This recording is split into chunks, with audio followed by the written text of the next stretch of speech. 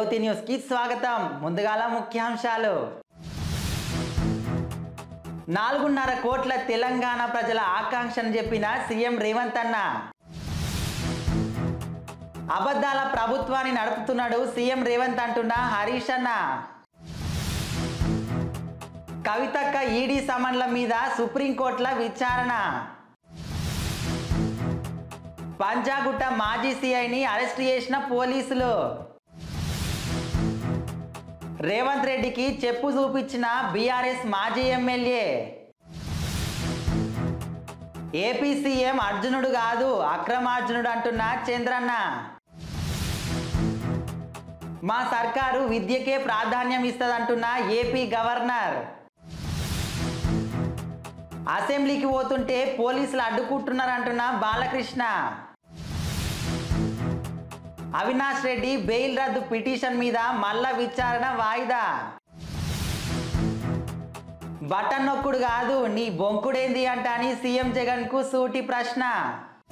ఇక వార్తలల్లో పోతే తెలంగాణ 4.5 కోట్ల ప్రజల ఆకాంక్షను సీఎం రేవంత్ రెడ్డి అన్న చెప్పిండు. తెలంగాణ తల్లి విగ్రహ రూపము, రాష్ట్ర చిహ్నంల మార్పులు, వాహనాల రిజిస్ట్రేషన్ కోడ్ను టీజీగా ప్రకటించిన దాని మీద సీఎం రేవంత్ అన్న స్పందించిండు. ఒక జాతి అస్తిత్వానికి చిరునామా భాష, సాంస్కృతిక వారసత్వమే. దాన్ని సమున్నతంగా నిలబెట్టాలనే సదుద్దేశంతో జయ జయ హే తెలంగాణను అధికారిక గీతంగా, సగటు రాష్ట్ర ఆడబిడ్డ రూపురేఖలే తెలంగాణ తల్లి విగ్రహానికి ప్రతిరూపంగా, రాచరిక పోకడలు లేని చిహ్నమే రాష్ట్ర అధికారిక చిహ్నంగా, వాహన రిజిస్ట్రేషన్ల టీఎస్ కు బదులు ఉద్యమ సమయంలో ప్రజలు నినదించిన టీజీ అక్షరాలు ఉండాలంటాని 4.5 కోట్ల ప్రజల ఆకాంక్ష ఇదే అంటాని, దాన్ని నెరవేర్చుకుంటా రాష్ట్ర కేబినెట్ల నిర్ణయం తీసుకున్నామంటాని సీఎం రేవంత్ రెడ్డి అన్న చెప్తుండు. రాష్ట్ర ముఖ్యమంత్రి రేవంత్ రెడ్డి ఆదివారం నిర్వహించిన మీడియా సమావేశంలో వితండవాదం తప్ప ఇంకేం లేదంట అని బారాస ఎమ్మెల్యే మాజీ మంత్రి హరీష్ రావు అన్న అంటుండు. బారాస అధినేత కేసీఆర్ మీద సీఎం వ్యక్తిగత దూషణలకు పాల్పడుతున్నాడు. తెలంగాణ భవన్లో నిర్వహించిన మీడియా సమావేశంలో గిట్ల చెప్పిండు. కేఆర్ఎంబి సమావేశంలో ప్రాజెక్టులను అప్పగించుకుంటా ప్రభుత్వం నిర్ణయం తీసుకొని మళ్ళా అప్పగించేది లేదంట అని చెప్తున్నది. ప్రాజెక్టుల అప్పగింత మీద జనవరిలో సమావేశం అయింది. నెల రోజులల్లా 15 అవుట్లెట్స్ను కేఆర్ఎంబికి అప్పగిస్తామంట అని మినిస్టర్లు చెప్పిండ్రు. ప్రాజెక్టులను అప్పగించినట్లు పత్రికల్లో ఇట్లా వార్తలు వచ్చినాయి. ఆ వార్తలు తప్పైతే ప్రభుత్వం ఎందుకు వివరణ ఇవ్వలేదంట అని ప్రశ్నించిండు. మద్యం కుంభకోణం కేసుల బారాస ఎమ్మెల్సీ కల్వకుంట్ల కవితకు ఈడీ సమన్ల మీద సుప్రీంకోర్టులో ఇంకోసారి విచారణ జరిగింది. తుది విచారణ చేపట్టాలంటని ఆమె తరపు న్యాయవాది కపిల్ సిబల్ కోరిండు. గతంలో వేర్వేరు కేసులలో ఇచ్చిన ఉత్తర్వులు, రికార్డులను పరిశీలించాల్సి ఉంటుందంట అని కేసును ధర్మాసనం ఈ నెల 16కు వాయిదా వేసింది. గత విచారణ సందర్భంగా నళిని చిదంబరం, అభిషేక్ బెనర్జీ కేసులతోటి పిటిషన్ను ధర్మాసనం పరిచిందంటని విషయం అందరికీ తెలిసింది. మాజీ ఎమ్మెల్యే షకీల్ కొడుకుకు సంబంధించిన రోడ్డు ప్రమాదం కేసుల సస్పెండ్ అయిన పంజాగుట్ట మాజీ సీఐ దుర్గారావును పోలీసులు అరెస్ట్ చేసిండ్రు. ఈ కేసుల A11గా ఉన్న ఆయన వారం నుంచి పరారీలు ఉన్నాడు. ఇక ఆదివారం మధ్యాహ్నం ఏపీలా అనంతపురం జిల్లా గుంతకల్లు రైల్వే స్టేషన్లా హైదరాబాద్ పోలీసులు అదుపులోకి తీసుకున్నారు. వెస్ట్ జోన్ డీసీపీ కార్యాలయంలో దుర్గారావును పోలీసులు విచారిస్తున్నారు. ఇప్పటికే ముందస్తు బెయిల్ కోసం ఆయన హైకోర్టుని ఆశ్రయించారు. సీఎం రేవంత్ రెడ్డిని చెప్పుతోటి కొడతా అంటాని బీఆర్ఎస్ మాజీ ఎమ్మెల్యే బాల్క సుమన్ సంచలన వ్యాఖ్యలు చేసిండు. ఈయనను చెప్పుతోని కొట్టాలే కానీ సంస్కారం అడ్డొస్తున్నది, బిడ్డ కబడ్దార్, ఇంకోసారి మా కేసీఆర్ అంటే 1,00,000 మందిలో దొక్కుతామంటాని పౌరుష పదజాలంతో దూషించిండు. మంచిర్యాల పార్టీ జిల్లా సమీక్ష స్థాయి సమావేశంలో సుమన్ చేసిన ఈ కామెంట్స్ వివాదాస్పదంగా మారుతున్నాయి. వైకాపా పాలనలా ఏ వర్గం ఇట సంతోషంగా అస్సలు లేదంట అని టీడీపీ అధినేత చంద్రబాబు సార్ అంటుండు. సీఎం జగన్ ను భరించే స్థితిలా రాష్ట్ర ప్రజలు అస్సలు లేరు. వైకాపాను సాగనంపేందుకే అందరు సిద్ధంగా ఉన్నారు. ఏలూరు జిల్లా చింతలపూడిలా నిర్వహించిన రా కదలిరా బహిరంగ సభల ఈ మేరకు చంద్రన్న చెప్పిండు. సీఎం జగన్ మీద విమర్శాస్త్రాలు సంధించిండు. వైకాపా పాలన తీరు మీద తీవ్ర స్థాయిలో మండిపడుతుండు. ఏపీ అసెంబ్లీ సమావేశాలు ఈ రోజు నుంచి ప్రారంభమైనాయి. ఉభయ సభలను ఉద్దేశించి రాష్ట్ర governor justice S Abdul Nazeer ప్రసంగించిండు. విద్యకు తమ రాష్ట్ర ప్రభుత్వము అత్యంత ప్రాధాన్యం ఇస్తున్నదంట అని చెప్తుండు. జగనన్న అమ్మఒడి ద్వారా 83,000 మంది విద్యార్థులకు మేలు జరుగుతున్నది. మనబడి నాడు నేడు ద్వారా పాఠశాలలను ఆధునీకరించిండ్రు. ఇప్పటికే పేజ్ 1 పూర్తయింది. పేజ్ 2 పనులు గిట ఇంకా పూర్తి కావాల్సినది. ఆరోగ్యశ్రీ పరిధిని 25 లక్షలకు పెంచుకుంటా నిర్ణయం తీసుకున్నామంట అని గవర్నర్ చెప్పిండు. అసెంబ్లీకి పోతుంటే సభ్యులను అడ్డుకునే హక్కు పోలీసులకు ఎవరిచ్చిండ్రు అంటాని తెదేపా ఎమ్మెల్యే నందమూరి బాలకృష్ణ మండిపడ్డాడు. సచివాలయం అగ్నిమాపక కేంద్రం కాడ బాయ్ బాయ్ జగన్ అంటూ ప్లక్కార్డులు పట్టుకొని తెదేపా ఎమ్మెల్యేలు ఎమ్మెల్సీను నిరసన తెలిపిండ్రు. బారికేడ్లు అడ్డుపెట్టి పోలీసులను అడ్డుకోనికే ప్రయత్నించిండ్రు. వాగ్వాదాలు ఇట్లా జరిగినాయి.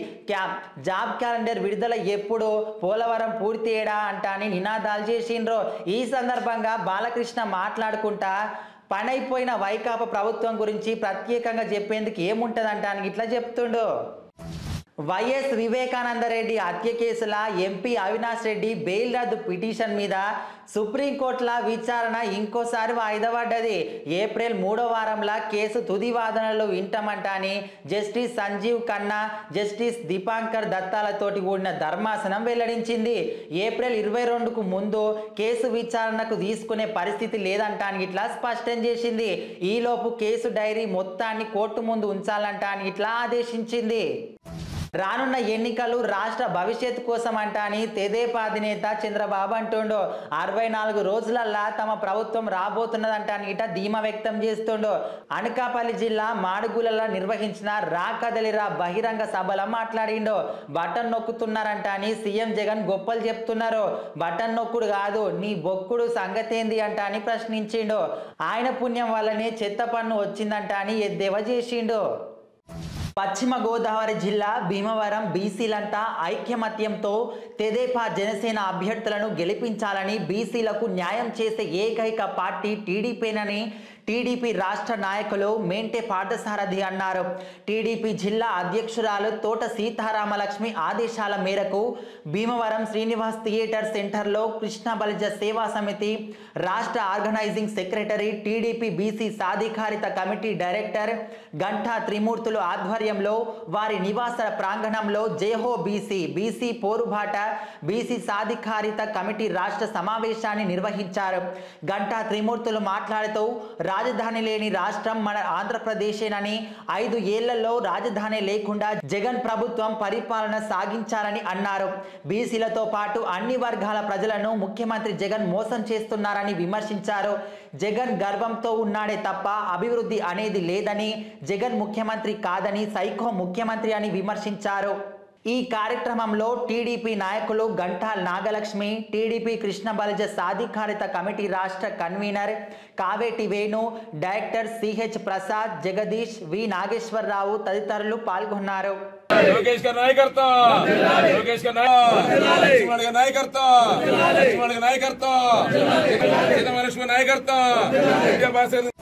ప్రతి సంవత్సరం ముందు వచ్చే పండుగ సంక్రాంతి. ఈ పండుగ వచ్చిందంటే అందరికీ సందడి సందడి అని రాష్ట్ర వ్యాప్తంగా తెలుగు సాంప్రదాయాలకు మా పూర్వీకులు అందించిన సనాతన ధర్మాన్ని కొనసాగిస్తూ ప్రతి సంక్రాంతికి రజక సంఘం కట్టుబాట్లతో ముత్తాతల నుండి తాతల నుండి మా తండ్రులు ప్రస్తుతం మా తరం 130 సంవత్సరాలుగా రజకుల బల్లల పూజలు నిర్వహిస్తున్నామని, జనవరి 13 నుండి ఫిబ్రవరి 4వ తారీఖు వరకు రజక వృత్తిని మూసివేసి తిరిగి గంగానమ్మ తల్లికి మొక్కుబళ్లతో ఎంతో సాంప్రదాయ పద్ధతిలో బల్లల పూజ కార్యక్రమాన్ని కుటుంబ సమేతంగా బట్టలు ఉతుక్కుని పేరంటాలమ్మ చెరువు గట్టు చుట్టూ 3 ప్రదక్షిణలు చేసి అమ్మవారికి దీపధూప నైవేద్యాలు సమర్పించి చెరువులో పసుపు కుంకుమతో పాటు మహా నివేదనను గంగమ్మ తల్లి ఒడిలో పలుకుతామని, తిరిగి మరుసటి రోజు నుండి రజకుల కులవృత్తిని కొనసాగిస్తామని శ్రీ ఆదిలక్ష్మి రజక సంఘ నాయకులు కొత్తపల్లి వెంకటేశ్వరరావు, దొమ్మేటి సుబ్బయ్య, నేదునూరి గంగాధర్ తిలక్, గరగపర్తి మల్లేశ్వరరావు, ఆదిత్య బాబీలు అన్నారు.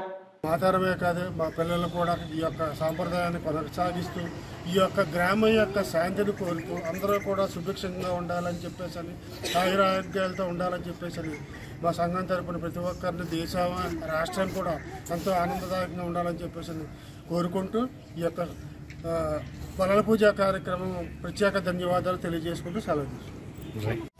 పశ్చిమ గోదావరి జిల్లా భీమవరంలో ప్రతి సోమవారం నిర్వహించే స్పందన కార్యక్రమం భీమవరం 1 టౌన్ పోలీస్ స్టేషన్లో నిర్వహించారు. పశ్చిమ గోదావరి జిల్లాకు నూతనంగా బాధ్యతలు స్వీకరించిన ఎస్పీ శ్రీమతి వేజెండ్ల అజిత ఆధ్వర్యంలో స్పందన కార్యక్రమం నిర్వహించారు. ముందుగా ఫిర్యాదుదారులు సమస్యలను అడిగి తెలుసుకున్నారు. ఏదైనా సివిల్ కేసులు ఉంటే మీ సమస్యలను కోర్టు ద్వారా పరిష్కరించుకోవాలని తెలిపారు. ప్రప్రదంగా స్పందన కార్యక్రమంలో ఉదయం 10 గంటల నుండి మధ్యాహ్నం 3 గంటల లోపు ఫిర్యాదుదారులకు భోజనాలు కూడా ఏర్పాటు చేసి జిల్లా ఎస్పీ శ్రీమతి వేజెండ్ల అజిత భోజనాలు వడ్డించారు. ఈ సందర్భంగా 1 టౌన్ పోలీస్ స్టేషన్ను సిఐ అడబాల శ్రీనివాస్తో ఎస్పీ పర్యవేక్షించారు. పూర్తి వివరాలు కూడా అడిగి తెలుసుకున్నారు. వైఎస్ఆర్ కడప జిల్లా ప్రొద్దుటూరులో టీడీపీ పార్టీ 2వ కార్యాలయాన్ని ఈరోజు టీడీపీ పోలిట్ బ్యూరో సభ్యులు ఆర్ శ్రీనివాసులు రెడ్డి, టీడీపీ ఇన్ఛార్జ్ ప్రవీణ్ కుమార్ రెడ్డి, మాజీ ఎమ్మెల్యే వీర శివారెడ్డిలు ప్రారంభించారు. ప్రొద్దుటూరు టీడీపీ అభ్యర్థి ప్రవీణ్ కుమార్ రెడ్డి అని ఏడాది క్రితమే కడపకు వచ్చిన టీడీపీ జాతీయ ప్రధాన కార్యదర్శి నారా లోకేష్ ప్రకటించారని తెలిపారు. కడప పార్లమెంట్ అభ్యర్థి కూడా తనను గతంలో చంద్రబాబు ప్రకటించారని చెప్పారు. జిల్లాలో 7 ఎమ్మెల్యే స్థానాలు కడప ఎంపీ టీడీపీ కైవసం చేసుకుంటుందన్నారు. కడప జిల్లాకు ముఖ్యమంత్రి ఏం అభివృద్ధి చేశారు అని చెప్పాలన్నారు. తాము ఎన్నికలకు సిద్ధంగా ఉన్నామని కూడా చెప్పారు. ఈ కార్యక్రమంలో పార్టీ కార్యాలయంను టీడీపీ ఇన్ఛార్జ్ ఆధ్వర్యంలో ఏర్పాటు చేసిన మాజీ కౌన్సిలర్ సీతారామరెడ్డి, మాజీ municipal vice chairman YS JB Ulla, మాజీ కౌన్సిలర్ తాటి శ్రీనివాస్ తదితరులు పాల్గొన్నారు.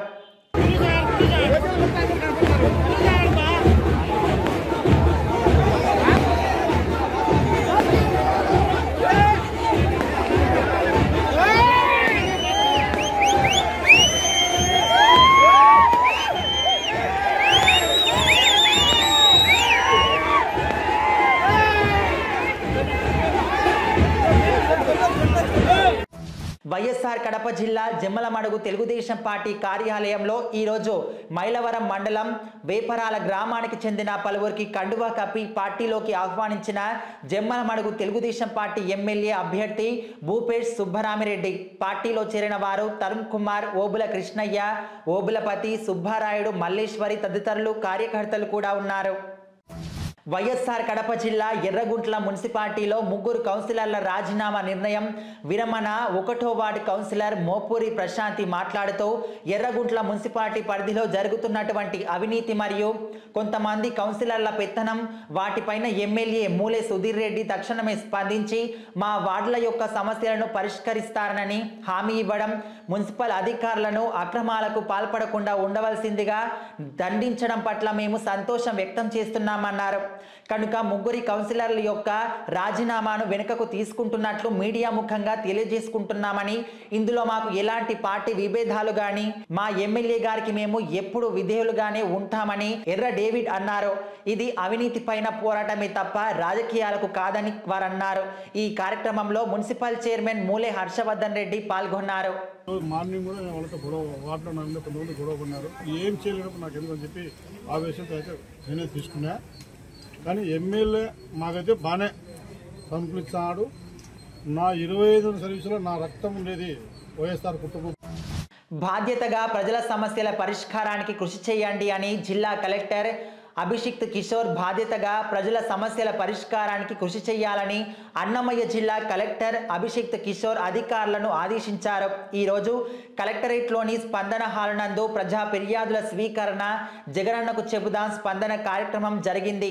ఈ కార్యక్రమంలో జిల్లా కలెక్టర్తో పాటు జేసీ ఫర్మన్ అహ్మద్ ఖాన్, డిఆర్ఓ సత్యనారాయణ, ఎన్డీసీ శ్రీలేఖలు ప్రజల నుండి ఫిర్యాదులను స్వీకరించారు.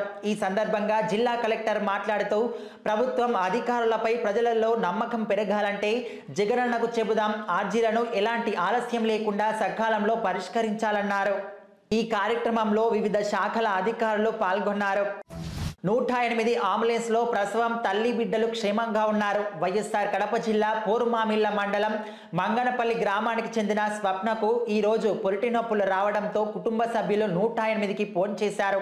108 సిబ్బంది అంబులెన్స్తో స్వప్న ఇంటికి చేరుకొని ఆసుపత్రికి తరలిస్తుండగా మార్గమధ్యంలో మగబిడ్డకు జన్మనిచ్చింది. ఈమెకు 3వ సంతానము పొరిటి నొప్పులు పడుతున్న మహిళ ప్రసవించడానికి ఈఎంటీ రాజా, పైలట్ వెంకట సుబ్బయ్య తగిన చర్యలు తీసుకున్నారు. జగనన్న బడుగు వికాసం సబ్సిడీ రుణాలను వెంటనే విడుదల చేయాలని ఆందోళన వ్యక్తం చేస్తున్నారు.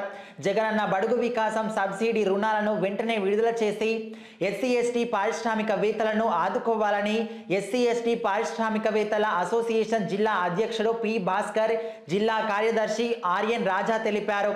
ఈరోజు వైఎస్ఆర్ కడప జిల్లా కడప నగరంలోని అంబేద్కర్ విగ్రహం ముందు జగనన్న బడుగు వికాసం సబ్సిడీ రుణాలను విడుదల చేయాలని కోరుతూ ఆందోళన కార్యక్రమం నిర్వహించారు. ఈ సందర్భంగా కడప జిల్లా అధ్యక్షుడు భాస్కర్, కార్యదర్శి ఆర్ఎన్ రాజా మాట్లాడుతూ కడప జిల్లాలో అనేక మంది ఎస్సీ ఎస్టీలు పారిశ్రామికవేత్తలుగా ఎదగడానికి అనేక రంగాలలో వ్యాపారం కొనసాగిస్తున్నారని, ముఖ్యంగా సర్వీసు మ్యానుఫ్యాక్చర్ యూనిట్ల కింద అనేక మంది ఎస్సీ ఎస్టీలు మొదటి తరం ముందుకు రావడం జరిగిందని, వైఎస్ఆర్ జగనన్న బడుగు వికాసం పథకం ద్వారా 45% రాయితీలకు అవకాశం ఉందని, వెంటనే వారికి కావలసిన రుణాలను విడుదల చేయాలని వారు ఆందోళన వ్యక్తం చేశారు. ఈరోజు రాష్ట్ర ముఖ్యమంత్రి వర్యులు వైఎస్ జగన్మోహన్ రెడ్డి గారిని నమ్ముకొని రాష్ట్రంలో ఉన్న ఎస్సీ ఎస్టీలు పారిశ్రామికవేత్తలుగా ఎదగాలని చెప్పేసి, ఆర్థికంగా కూడా ఎదగాలని చెప్పేసి, మా భవిష్యత్తు కాకుండా మా బిడ్డల భవిష్యత్తు కూడా మారుతుందనే ఉద్దేశంతోనే ఈరోజు మేము సబ్సిడీ రూపంలో వెహికల్స్ తీసుకోవడం జరుగుతూ ఉంది. గత 2.5 సంవత్సరాల క్రితం సబ్సిడీ రిలీజ్ చేసిన జగన్మోహన్ ఇవాళ వార్తలు అయిపోయినాయి. మళ్ళీ వచ్చే వార్తలల్లో మళ్ళా కలుద్దాం. శనార్థి.